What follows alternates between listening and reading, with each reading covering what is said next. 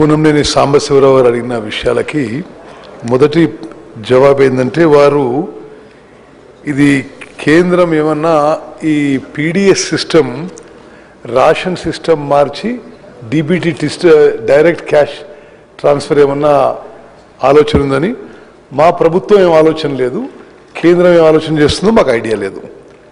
అదేవిధంగా మీరు additional items essential commodities మరి దాని గురించి మీరు ప్రస్తావించారు. సరే, ఇది ప్రభుత్వం ఒక ఫైనల్ నిర్ణయం తీసుకోలేదు, ఇది ఆలోచన చేసి ఒక నిర్ణయం తీసుకుంటాము. అదేవిధంగా రేషన్ డీలర్స్కి ఇన్సూరెన్స్ విషయంలో కూడా ప్రభుత్వం ఆలోచన చేస్తుంది. మరి ఈ ఇల్లీగల్ పీడిఎస్ ట్రేడింగ్ అనేది ఇది జరుగుతున్న మాట వాస్తవం. ఎందుకంటే ఇప్పటి వరకు ఏదైతే రేషన్లో మనం ఇస్తున్నామో అది కోర్స్ గ్రెయిన్స్ దొడ్డు బియ్యం, దాని కన్జంప్షన్ తక్కువై మరి అది బ్లాక్ మార్కెట్లో వచ్చి రీపాలిషింగ్ అయి రకరకాలుగా జరుగుతుంది. ఇటువంటి ఇల్లీగల్ ప్రాక్టీసెస్ తగ్గించడానికి, అదేవిధంగా నిరుపేదలందరికీ బీపీఎల్ ఫ్యామిలీస్ అందరికి కూడా సరి అయిన మరి రైస్ ఇవ్వడానికి ముఖ్యమంత్రి గారు క్యాబినెట్ తీసుకున్న ఒక విప్లవాత్మక నిర్ణయం ప్రకారం మేము ఇంకో నెల 2 నెలల్లో అందరికీ ఇప్పుడైతే ఏదైతే 6 కిలోల బియ్యం ఎవ్రీ ఇండివిజువల్కి ఉచితంగా ఇస్తున్నామో అది ఇప్పుడు కోర్స్ గ్రెయిన్స్ దొడ్డు బియ్యం ఇవ్వడం జరుగుతుంది. అది మొత్తం రాష్ట్రంలో అందరికి కూడా సన్న బియ్యం ఇచ్చే ప్రక్రియ మొదలు పెట్టబోతున్నాము 1-2 monthsలో. అదేవిధంగా రైస్ మిల్లర్లు కానీ ఎవరైనా సరే ట్రాన్స్పోర్టర్స్ కానీ పీడిఎస్ రైస్ ఎవరైనా దాని మీద వ్యాపారం చేయడం కానీ ట్రాన్స్పోర్ట్ కానీ మరి దాన్ని రీవర్క్ చేసి రీపాలిషింగ్ చేస్తే వాళ్ళ మీద చాలా కఠినమైన చర్యలు తీసుకుంటున్నాం.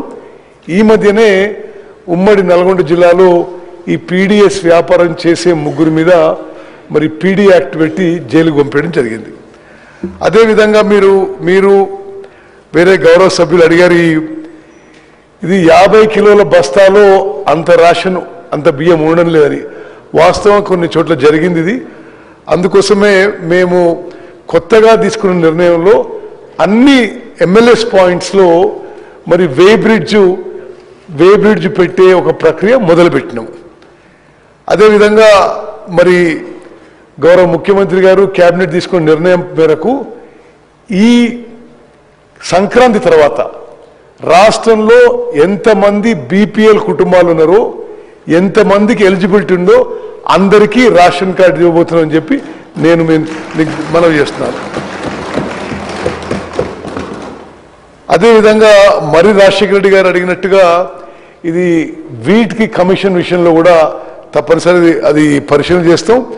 మీరు చెప్పిన ఇంకో విషయం సప్లై చైన్ లీకేజెస్ విషయంలో చాలా మరి కఠినంగా ఎక్సైజ్ చేస్తున్నాం.